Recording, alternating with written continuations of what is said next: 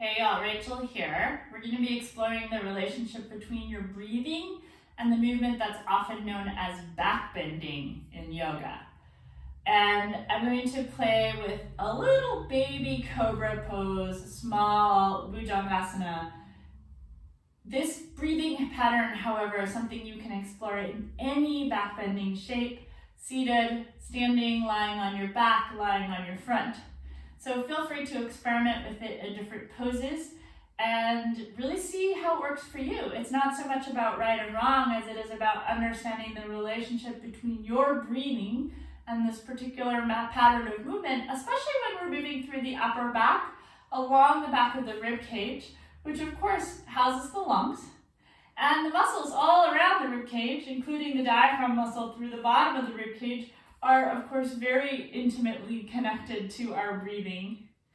So if you should not be lying on your belly, if for example you're pregnant or you know that lying on your belly doesn't work for you, please explore a different back bend or reach out to me if you'd like some help. If you're able to lie on your belly, we'll lie down on the belly.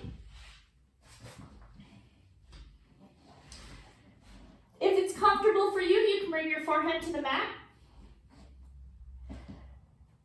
Your hands can be in a comfortable position, so you'll often hear the instruction to bring your hands under your shoulders, but you don't have to.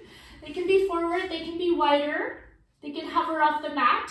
We're not going to be using the hands so much for this particular version of this pose. Bring all 10 toenails down to the floor. Maybe press the toenails into the ground a little bit. And then we want to keep the pelvis pretty still for this version of the back bend, so to do that, you can think about taking your tailbone down into the floor. So you're grounding through the tailbone, grounding through all 10 toes. And then we'll start by coming up on an inhale. So as you inhale, lift your forehead, very small lift through your shoulders and your upper back. I'm not really pressing with my hands, so I'm really using the muscles of my back to do this. I'll hold for a few breaths, and then exhale back to the floor. So again, grounding through my toes and my pelvis, inhaling to come up, holding for a few breaths,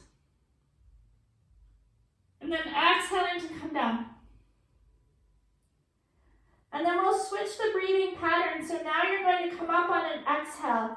So you'll inhale here, and then exhale as you come up. Hold for a few breaths at the top, and then inhale to come down. Again, when you're ready, take an inhale, and then exhale to come up.